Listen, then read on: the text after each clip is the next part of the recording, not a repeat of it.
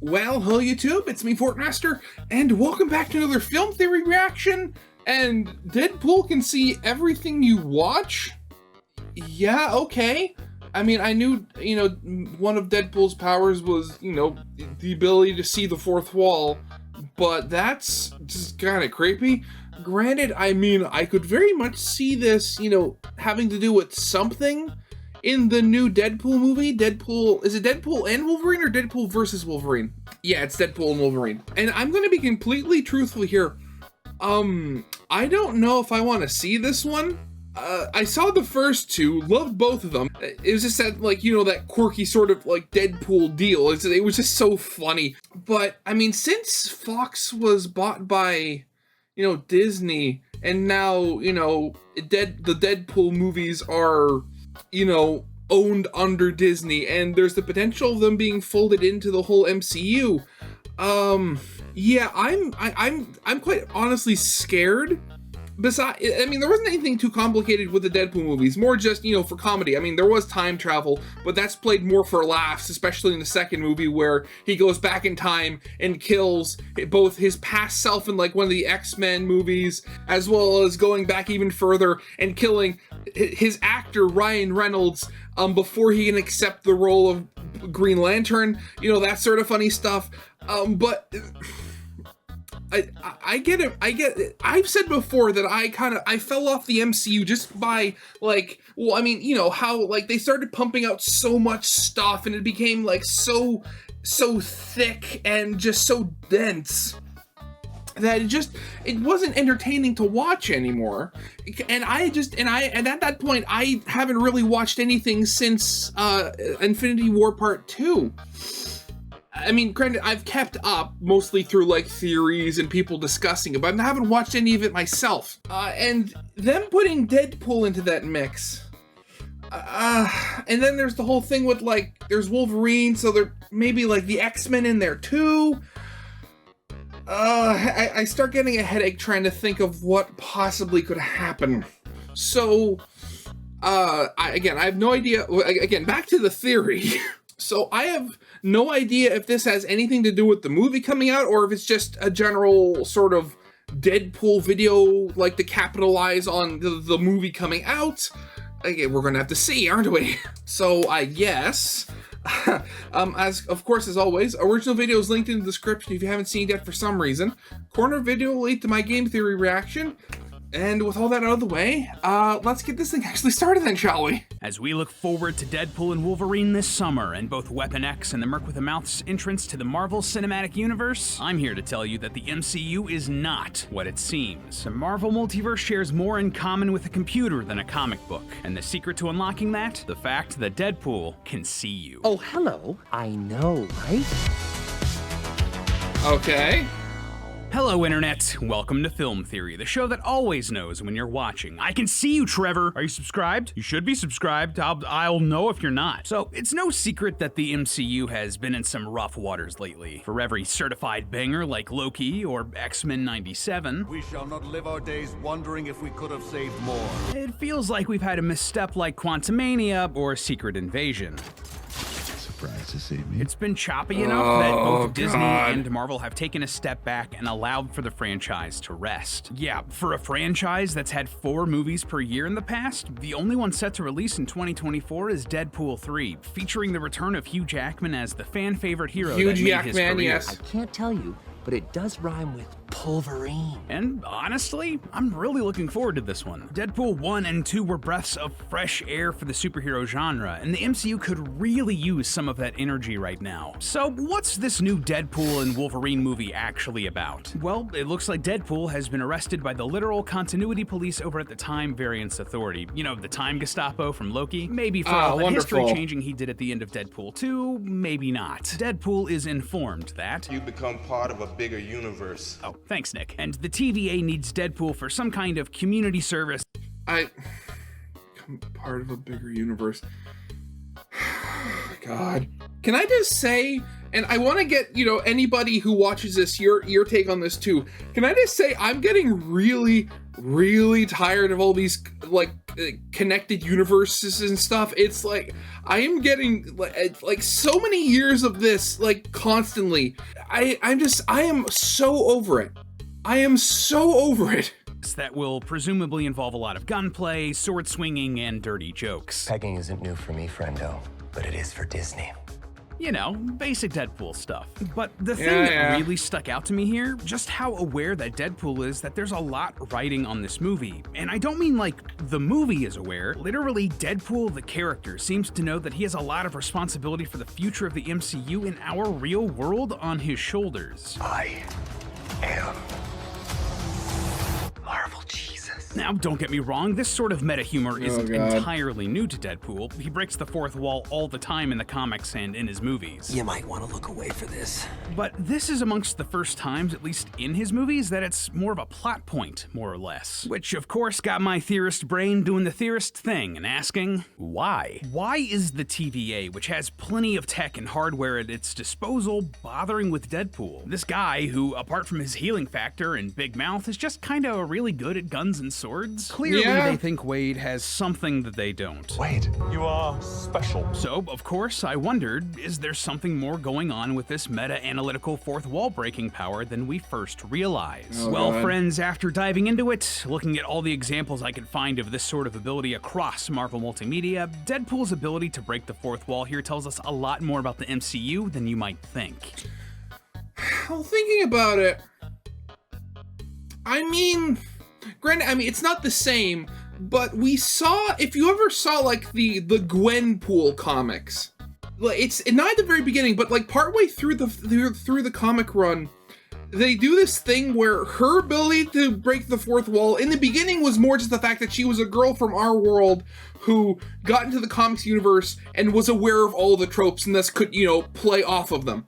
It wasn't until later that she actually gained the ability to step out of like the comic panel and like was able to jump around, so there was some sort of actual superpower there. If I remember correctly, I think there was actually a crossover with Deadpool, and they had like, oh god, it's been a while since I saw anything on that, but they had like a fourth wall off, I guess you could almost say it, because like she was saying, it's like, oh yeah, I have the power to like, step out of the comic page and all that, and he says like, oh, but I'm the headliner, so I'm going to win, that all that sort of stuff. Does that have anything to do with this? I mean, am I stabbing? I'm stabbing in the dark right now. Am I hitting anywhere, close? Spoiler alert, the Marvel Cinematic Universe is not what you imagine, and it has a lot more in common with The Matrix or Digimon than you first think. Suit up, loyal theorists, and do your best Matrix superhero or landing. Digimon? It's time to get down and dirty. But before we really dive into the nitty-gritty, we should clarify exactly what we mean by breaking the fourth wall. It's one of those slippery terms that people in media use all the time, like Chekhov's gun or save the cat, without considering if people actually understand what they're saying. The idea of the fourth wall dates back to live theater and the sort of pocket reality that theater characters exist in. Yeah, I think like the best example, you of course, almost like a play or a TV. You look at the box, like, an old like tube TV, you have the four walls that contain it, and you have the clear wall that you see things. Breaking the fourth wall is breaking that barrier between you and the show. With a play, it's basically the same thing, only, the actors on stage, interact with like, or refer to the crowd. I think like one of the, I think if I remember correctly from like English and stuff like that, now I'm thinking about it, like if you go to Shakespeare, the Globe Theater that they performed in, it wasn't like our traditional, flat stage like that. The stage was actually in the center of the crowd. So I think if I remember correctly, I remember reading once that with their plays, they'd actually kind of riff with the crowd sometimes because they were in the middle of them, so they'd react to something the crowd said, or like the way they acted. They had to do a particular kind of performance where they acted like globally instead of making sure that they were always facing like the one way, if that makes any sense. In these sorts of live productions, the first 3 walls were the sides of the stage and the backdrop of the set. Yeah, what I literally just the said. invisible one between the performers and the audience. The audience can see in, but the characters in the play, or movie, or book, or whatever cannot see out. They are unaware that they're being watched, which makes it a big deal when a character suddenly does act like they can see the audience, or talks directly to the camera, or whatever. That is breaking the fourth wall. Did I leave the stove on? This matters because the ability to break the fourth wall is what really set Deadpool apart from a lot of other similar characters from the time when he was made. It basically let Deadpool shatter the mold and become this massively popular character that he is. Which actually, it's really funny because breaking the fourth wall, that wasn't something that was initially him or something that was like for him. It was very much something that was added on later, because if I remember correctly from stuff I've seen, like in the very beginning, Deadpool was very much, he fit the mold. It's not until like the fourth wall breaking was bolted on and kind of became like a major part of his character that, we got where we are today. Actually, if I remember correctly, I think realistically, like one of the first heroes that really broke the fourth wall was actually She-Hulk, which was actually one of the things that kind of happened in the She-Hulk show that happened.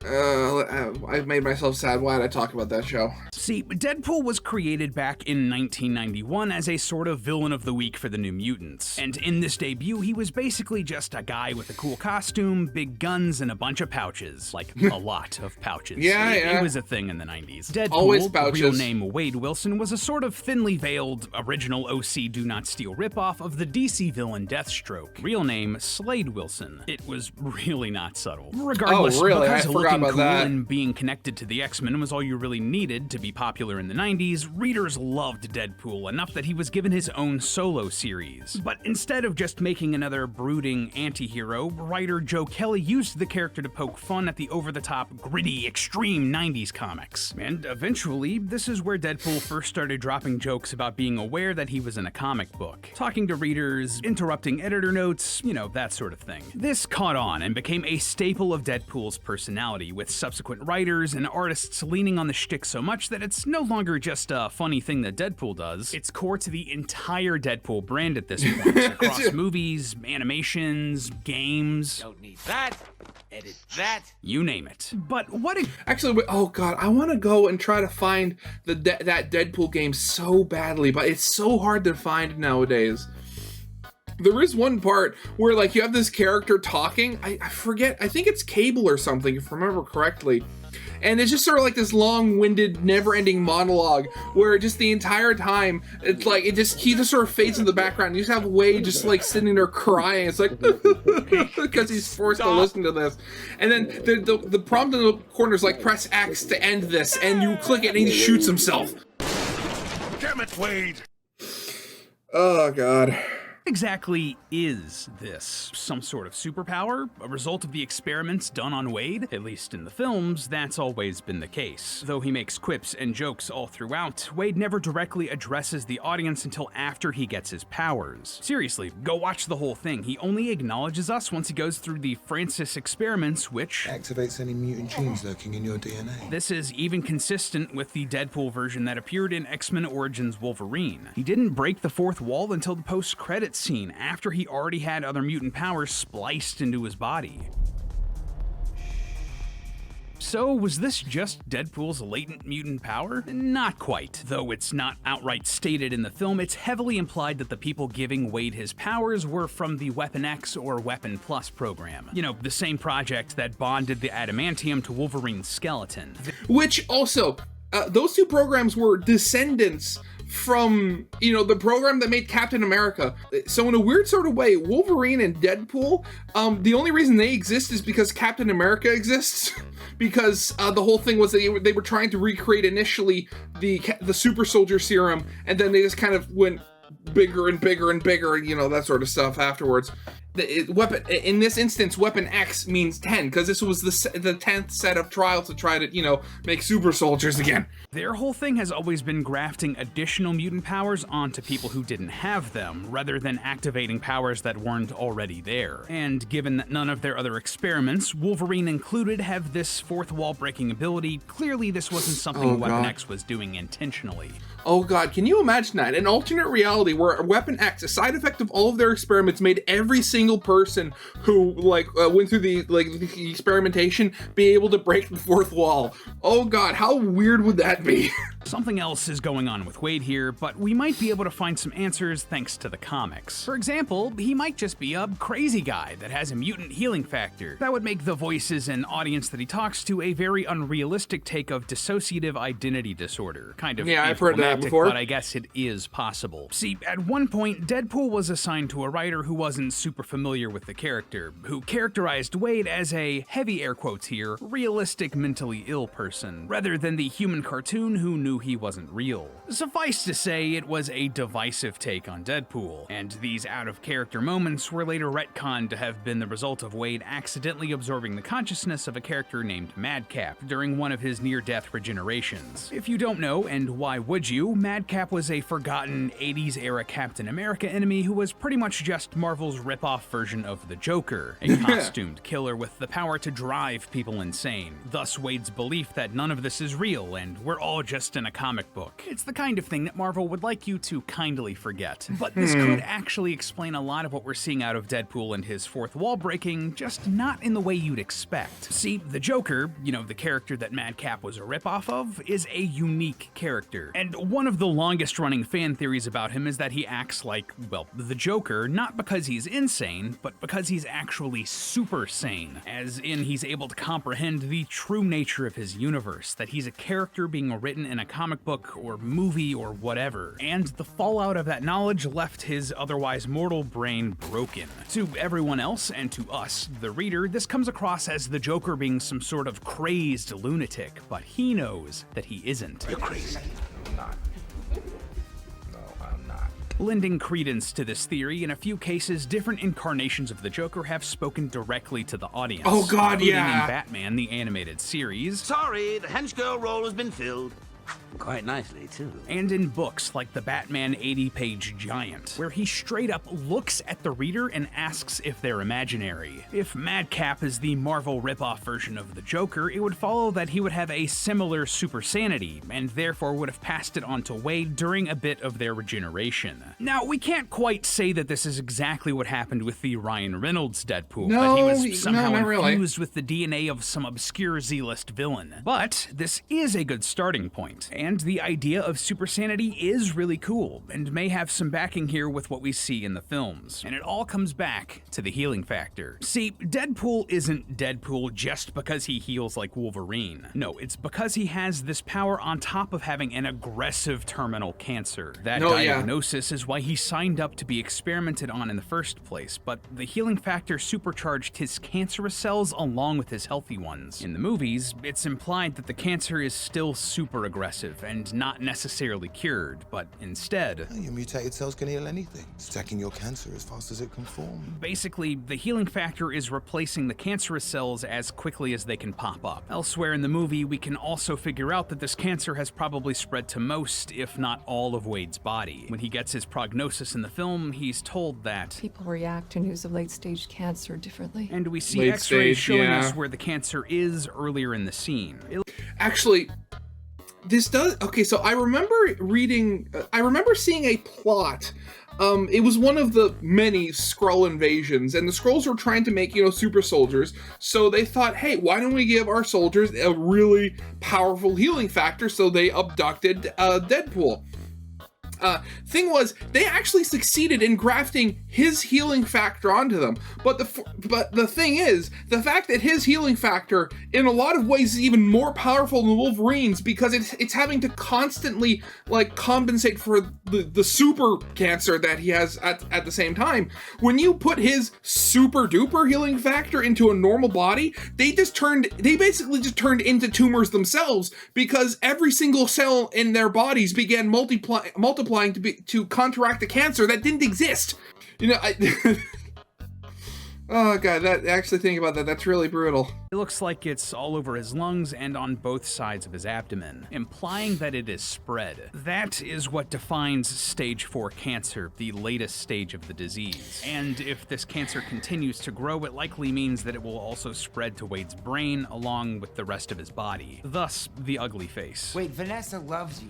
She doesn't care what you low. But the brain part here is important because if the cells in Wade's brain are constantly being rejuvenated and regenerated, that would give him high neuroplasticity. Now, we go into a lot of detail about neuroplasticity I've heard that theory in our before, episode about whether or not Omni-Man was right in Invincible. The long and short of it is that when we're really young, our brains are really good at forming new neural pathways. But as we age, they become less good at it, resulting in us becoming set in our ways, so to speak. But if Wade's brain is in an indefinite state of being destroyed by his cancer and regenerated by his healing factor, his brain would remain young, allowing him to form those new neural pathways. So maybe what we're seeing here is some sort of weird combination of these two ideas. The constant regeneration of his brain cells supercharging his neuroplasticity, letting him absorb new concepts and accept new ideas regardless of how universe-breaking they are, thus giving him Joker-like super sanity. This would let him comprehend that he's a comic or movie character and see past it to us, the viewer, and speak to us. That's a really fun, cool answer, and might very well be what's going on here with Deadpool. But there is one problem with this. Deadpool isn't the only character in Marvel's roster who can break the fourth wall. Comedic characters like Howard the Duck and Spider-Ham have done it. Kid Loki can crawl out of his own comic book panels and change past events through retcons. Even the Fantastic Four regularly spoke to readers back in the 1960s before that fell out of style and they became normal heroes.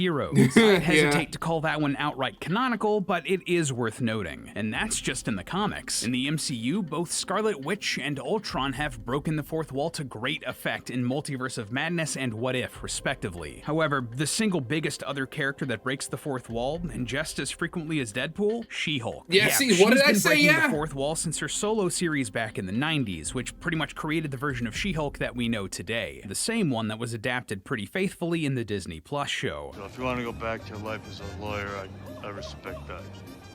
Thanks. He doesn't mean that. This also predated the original boring normal bad guy version of Deadpool by a full 2 years. The same amount of time she beat him by in the MCU too. Fun coincidence. Now, obviously, all of these characters aren't suffering from the same battle with cancer that Wade is, or have his same. Well, I mean, at the very least, I mean, She-Hulk's power, well, the Hulk's powers, you know, the whole Hulk family actually, their powers are based on radiation, and radiation causes cancer, so you never know. Oh god, wouldn't there be a thing? To break the fourth wall in comics, you have to have cancer. Oh, that's sad. Same healing factor. Like, maybe the argument could be made for She-Hulk, since she got her powers from Bruce's irradiated blood. But how would that work for Loki? For Scarlet Witch? For Ultron? Something else is going on here. There is one explanation that works with it all. One answer that could apply to all of our characters. Deadpool, yes, but also the likes of Loki and She-Hulk and whoever. Everything and everyone could be a simulation, as in a computer. And characters like Deadpool breaking the fourth wall could be them seeing the different layers of the simulation. Now, that is a pretty bold claim, but hear me out. There's a real-world philosophy that would line up with this shockingly well, and there's even evidence in the MCU to support it. If you don't know, the idea that the entire world is just some sort of computer reality is known as the simulation hypothesis in the scientific community. Now, the whole subject is full of a lot of lengthy discussion and in-depth arguments, but the long and short of the idea, imagine for a second that somewhere down the line, humans become technologically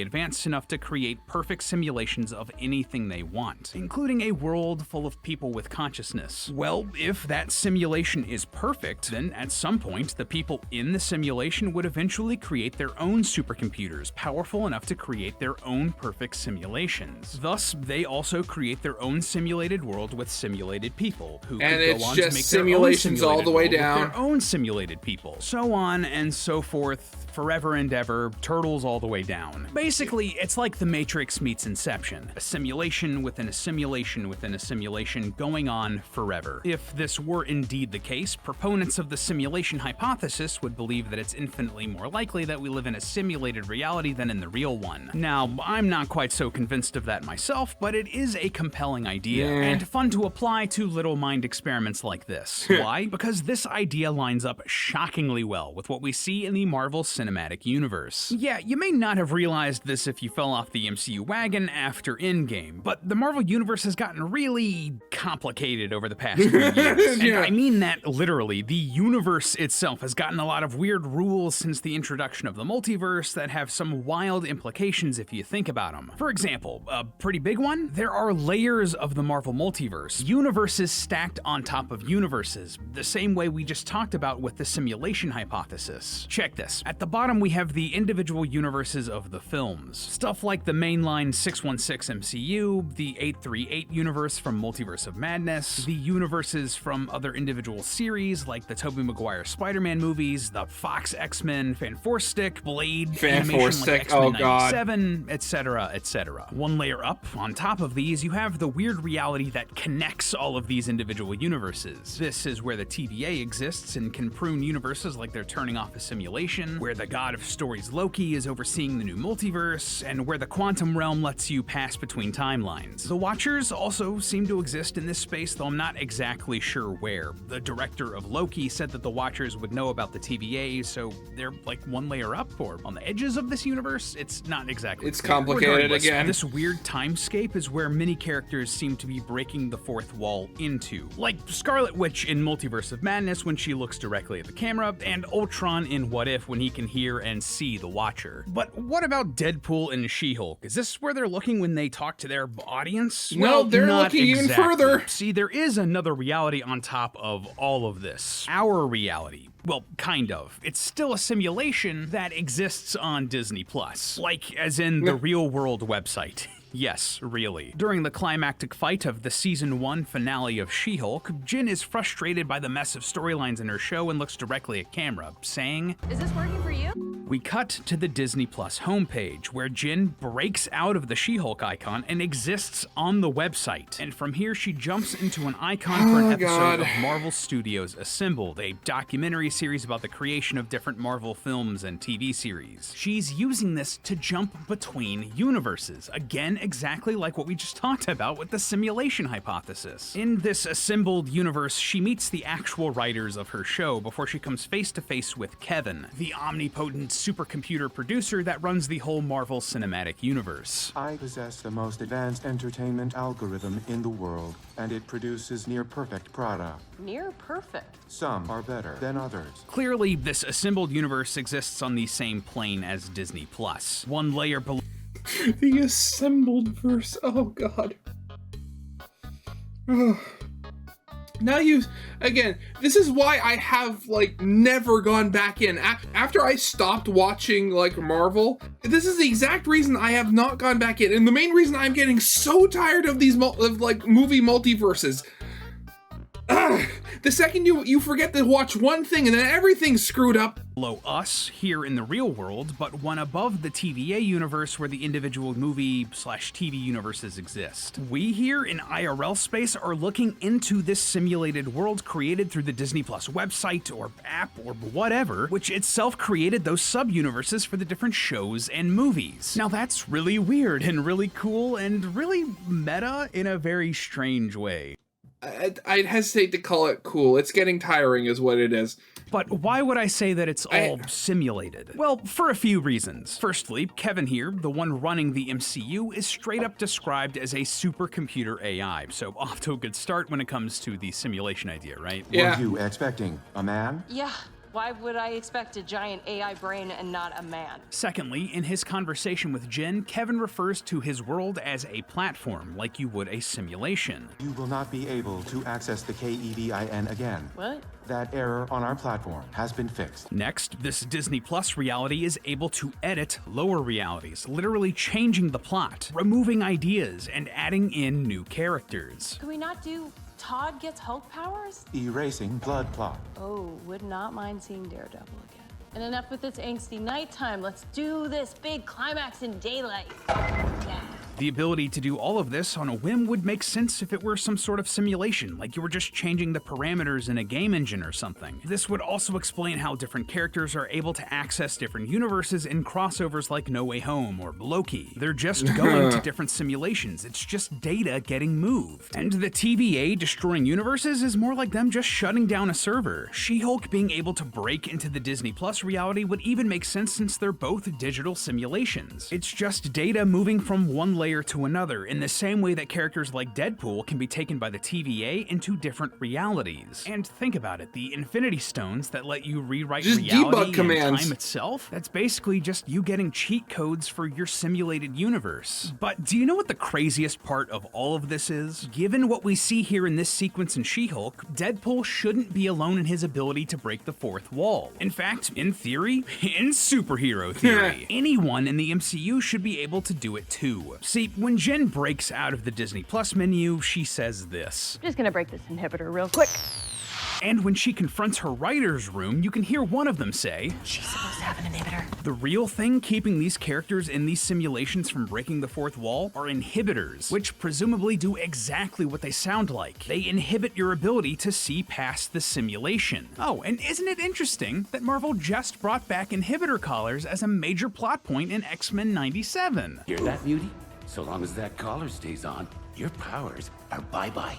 These inhibitors and the idea of them breaking even fit with everyone that we've seen break the fourth wall in the MCU so far. Deadpool's constantly feuding healing factor and Cancer could have broken his inhibitor, and the same thing for the mishmash of mutant powers shoved into Deadpool in X-Men Origins. Ultron from What If had all of the Infinity Stones for a long time, much longer than Thanos did, potentially damaging his inhibitor from the sheer power of it all. And Scarlet Witch's fourth wall breaking hex magic in WandaVision would have damaged her inhibitor. All in all, given everything that we know about breaking the fourth wall and what it means in the Marvel Universe, the rules that the MCU has set up around it, and the power sets of the characters who can break it, the simulation hypothesis is the best answer we have to make sense of it all. But now, the real question, will Deadpool and Wolverine and Marvel themselves be brave enough to confront the rules that they set up for their own universe? Or will this just be another forgotten idea left behind in the multiverse saga? I'm not even sure Marvel knows at this point, but hey.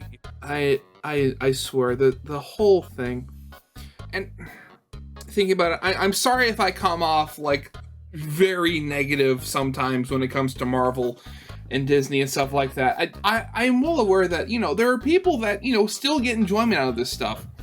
And if you do, you know, to the power, more power to you. I just wish that these things weren't everywhere. Like, Marvel and Disney is so omnipresent now that it's hard to look anywhere without being reminded that, you know, that it exists, and it gets just so tiring after a while. But yeah, I mean, inhibitor, you know, again, She-Hulk was not very good, so I mean, yeah, we're gonna have to see how everything folds out on there. But yeah. Oh, of course, as always, original video is linked in the description if you haven't seen it yet for some reason. Corner video will lead to my game theory reaction, and with all that out of the way, I hope you guys liked. If you did, leave a like, subscribe if you have not, and I'll see you guys next time. Goodbye.